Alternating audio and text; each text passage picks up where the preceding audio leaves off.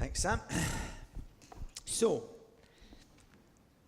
just for a couple of minutes, maybe with folk beside you or round about you, have a wee think about, was there anything in that chapter that struck you as interesting, exciting, odd, different, something that you might have a wee question about, something that you didn't understand? And then you can feedback if there are any of those things in a wee minute or two. So have a wee chat, just 30 seconds or so with folks there and see.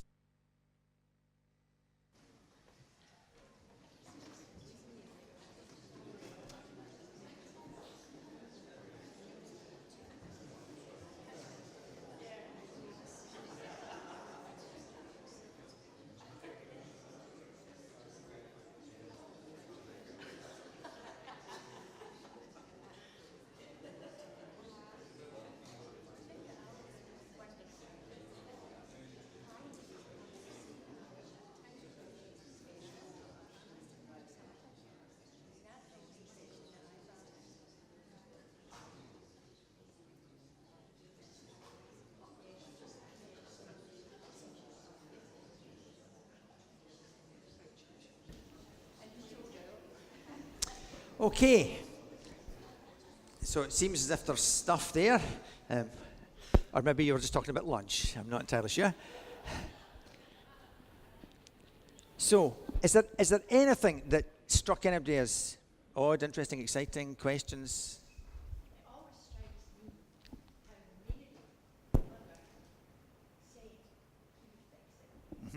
Mary said, Yeah, absolutely, yeah, good one. So, Mary just says, it's okay, he'll fix it. Yeah, absolutely. Anything else? No? Nope. Yeah. The use of the purification jars is interesting, that wine isn't astringent, but there was a connection. Right, okay, very good. Purification jars, right, yeah, excellent. Okay, well, we are working through John's Gospel, and I'm going to deal with that. I'm not just ignoring you. We're coming to that in a minute, right, okay. We're working through John's Gospel, and last week, we saw that there were these 5 folk, 2 at the start, and they went and they followed Jesus and they spent time with Jesus, and then they went and got their friend, and then Nathanael went and got his friends, and so there were 5 ended up spending time with Jesus. And it was important, obviously, there was something about Jesus that made these 2 go and bring their friends. One of them was Nathanael, and Nathanael was skeptical when Philip told him that he had found the Messiah. He didn't believe it. It was only when he went and he met Jesus and Jesus spoke to him about having seen him under the fig tree before Nathanael had spoken to him that he realized Jesus had some knowledge that was not normal and natural. And as he spent time with Jesus, he began to believe that Jesus was the Messiah. And at that point, when they met, Jesus in John chapter 1, verses 50 and 51 says this: "You believe because I told you I saw you under the fig tree. You'll see greater things than that." He then added, "Very truly I tell you, you'll see heaven open and the angels of God ascending and descending on the Son of Man." A number of things to be conscious of in this passage that we read today and as we continue through John. We moved from John the Baptist introducing Jesus to the folks who had come to be baptized by him. And then we've gone into these new followers who have come to spend time with Jesus. And we now come to a wedding. And the symbolism that's involved in the story and through John is really important. John sets up signposts that take us through his version of the story of Jesus. And he even tells us in this chapter that he's giving us a clue as to the truth about Jesus. John 1:11. What Jesus did here in Cana of Galilee was the first of the signs through which he revealed his glory, as his disciples believed him. He gives another clue in chapter 4, where Jesus heals the son of a royal official, and he tells us that's another clue. But after that, we're left on our own to work it out for ourselves. These signs or clues are all occasions when it seems that Jesus did what he had promised Nathanael. There are moments when, to people who are waiting and watching with a bit of faith, it appears that heaven opens and the transforming power of God bursts into the world. And I think that for John, that's one of the most important things that he wants to say. With Jesus, the life of heaven comes to earth and changes things. That's why he starts, in the beginning was the Word, and the Word was with God, and the Word was God. And the Word became human and made his home among us. This story is not really, I think, about an unfortunate family at a wedding. I think it's about transformation. It's about the different dimension of reality that comes into being when Jesus is present and when people do what it is he tells them they should do. For John, I think this is the essence of discipleship. You can't be a follower of Jesus if you don't do what he says. Here, his mother tells the servants to do whatever Jesus says, and they do it. In chapter 4, the royal official who has come looking for Jesus because his son is very ill is told by Jesus to go home because his son has already been healed. And we're told there, he took Jesus at his word. When we take Jesus at his word, amazing things can happen. This story is the first of only 2 occasions that we meet Jesus' mother in John's Gospel. Here, the other one is at the cross. I think that's quite significant in explaining why Jesus seems to be quite offhand with his mother. In verse 4, he says, "Woman, why do you involve me? My hour has not yet come." There will be many other references to his hour as we go through the gospel until his time does come and his glory is revealed fully as he dies on the cross. But for the moment, John is setting up a kind of paradox, if you like, showing that Jesus was doing his Father's work and it was only his Father who was able to instruct him to do things, and yet there's something in the heart of God that responds to the needs of people.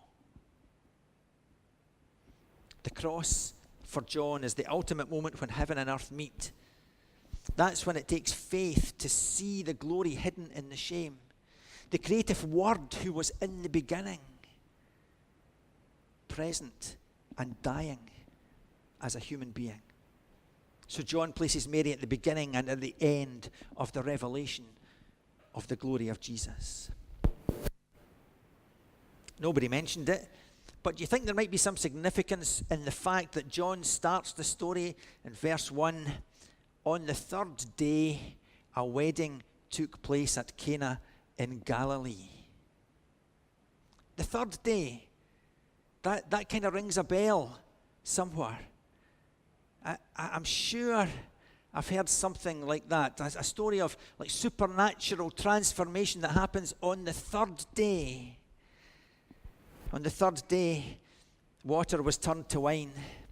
On the 3rd day, Jesus rose from the dead. On the 3rd day, the disciples' despair and fear were turned to joy and hope. And maybe today you need a 3rd day experience of Jesus. Maybe you've not yet believed in Jesus and that he can make a difference in your life. And if so, I have a challenge for you. Here's a wee booklet. Try praying. And I would suggest to you that I would challenge you, if you don't already believe in Jesus, that if you take the book and you pray through every day what it asks you to pray through and see what happens. Don't trust me or believe me or whatever you like, but try it for yourself and find out. And there's copies at the back if you want to take one as you go. Ask Jesus if he's real and see what happens. Maybe you already know Jesus, but you've not done something that he's asked you to do. And you're wondering why things seem to be a bit of a struggle. Well, the thing is, in this story, it was when they did what they were asked to do that the miracle happened. And perhaps you need to do the thing that he's asked you to do. This feast itself is a symbol of the great heavenly feast that's in store for God's people. In Revelation chapter 21, you can find out a bit more about that. The water jars are used for Jewish purification rites. They're meant for washing the dusty hands and dirty feet of the guests. And here John is suggesting that the water of one age needs to be replaced by the wine of another. That is the age that's inaugurated by Jesus. There's also the suggestion that Jesus somehow is going to bring purification to Israel and the world in a whole new way. A wedding in a small village in those days would likely have involved everybody. Everybody knew each other, and they would all have been invited. That's probably why Mary and Jesus and his friends even would come to the wedding. So running out of wine was a complete disaster. It was just almost the end of the world. That family would have had to live with the shame of that for years and years to come. And it would have been considered a really bad start to your married life. But there's an example of that real compassion that Jesus shows to people who are in need. And he often deals with that need in unexpected ways. The transformation from water to wine really is meant to symbolize the effect that Jesus can have and still has on people's lives. He came, as we find out later in John's Gospel, so that we could have life in all its fullness. But I think there's something in here also about the end ages. For John, his is the end age, because the Messiah has come. Today we tend to kind of relegate the end age to some point in the distant, hopefully, future, which, if we're honest, we don't really expect in our lifetime. Maybe we don't expect it at all, actually. But placing the last age in the middle of our lives begs a question of my life and of yours. Is it a life that puts up with the pallid water of the world, or revels in the beautiful wine of the kingdom of God? I want to read a reflection. It's written by Thomas Troja about the couple who got married that day in Cana. I would like to think there was some wine left over. Jesus supplied enough. John tells us there were 6 stone water jars, each holding 20 or 30 gallons. Well, if 3 held 20, 3 times 20 is 60. And if 3 held 30, 3 times 30 is 90. 60 gallons plus 90 gallons, 150 gallons. 150 gallons of wine. That's quite a lot to drink your way through. Especially since they had already polished off the initial supply. Surely one 20-gallon jar would have been enough. But no. Jesus is extravagant. He's wildly extravagant. So it's not unreasonable to believe that some wine was left over. And I would like to think that when the celebration was over and the couple had left for their honeymoon, the guests had departed, that some friend or family member would have poured the wine that remained into smaller containers and corked it for them, so that when the couple returned, they were presented with several crates of this splendid wine. I picture the couple delighted, smiling to think that on the meager budget of newlyweds, they can enjoy such a heavenly vintage with their low-cost supper. In the way of eager young couples, they don't plan very well at first, so that at the end of 2 or 3 years, they realize that extravagant as Jesus was, they will one day run out. They begin to save the wine for special occasions, bringing it out on an anniversary, on the birth of a child and dedication of a child, at family reunions, on high holy days that feature feasting and drinking. And every time they taste the wine, they relive their wedding day. And they recall how at the first sip of Jesus' wine, they had looked at each other with eyes that shone with a love whose intensity caught even them by surprise. And so the years pass until they are an old couple, keenly aware that all flesh is grass, springing up in youth and quickly fading. I picture the old couple on a chilly night. She's in front of the fire trying to warm her feet and her hands because they're always cold now. He pauses coming into the room where she sits on a bench pulled right up to the grate. He studies her in the light of the fire, the shape of her forehead, the deep creases in her face, and the lips that he's kissed 10,000 times. All of a sudden, with a prompting he can't explain, he blurts out, "Honey." At first she doesn't hear him, so he calls again, "Honey." She slowly looks up and he says, "What if we finish the wine tonight? The rabbi's wine. There's just one little bottle left. It might warm you up a bit." "Sure," she says. "That would be good." So he goes and he gets the wine and he brings it back to the fire with the only clean cup that he can find. He sets it down and uncorks the wine, speculating, "I wonder if it'll still be good after all these years."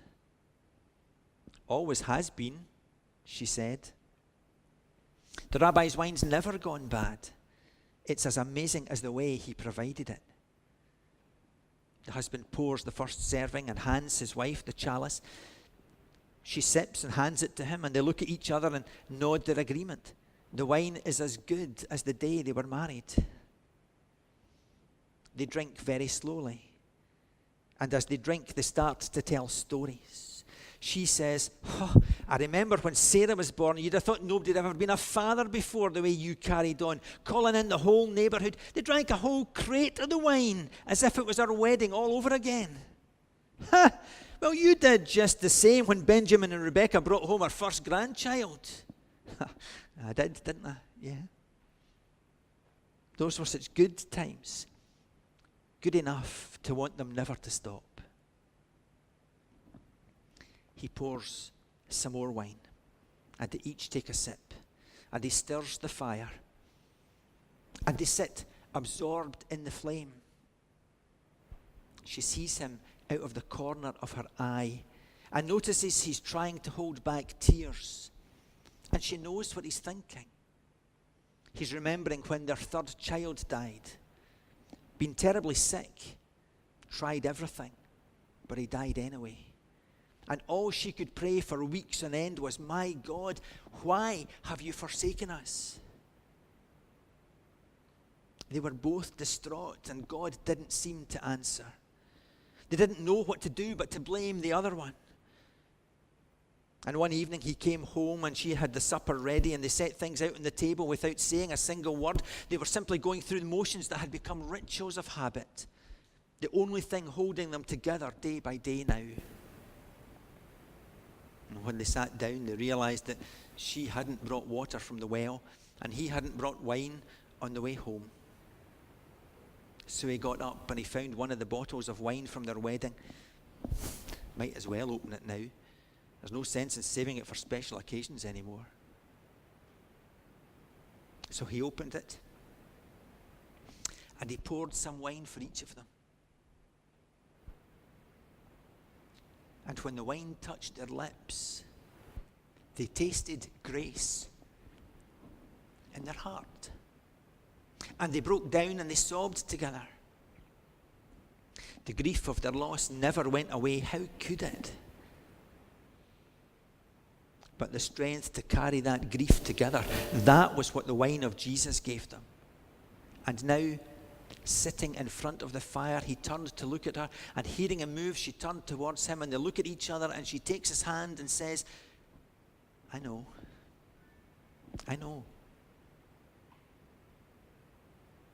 He's silent, and he holds the bottle upside down over the chalice. There are a few last drops. He hands the chalice to her. Here, you finish it. She takes the smallest sip and hands it back to him, pointing out that there's still the tiniest bit at the bottom.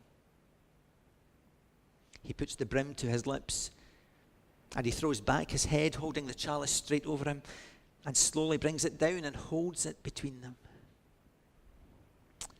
That's it, he says, with a voice that sounds both satisfied and sad. It's all gone. None to pass on to the children or to the grandchildren now. Just the story of our wedding at Cana and the rabbi who blessed us with wine. Just the story, but no wine.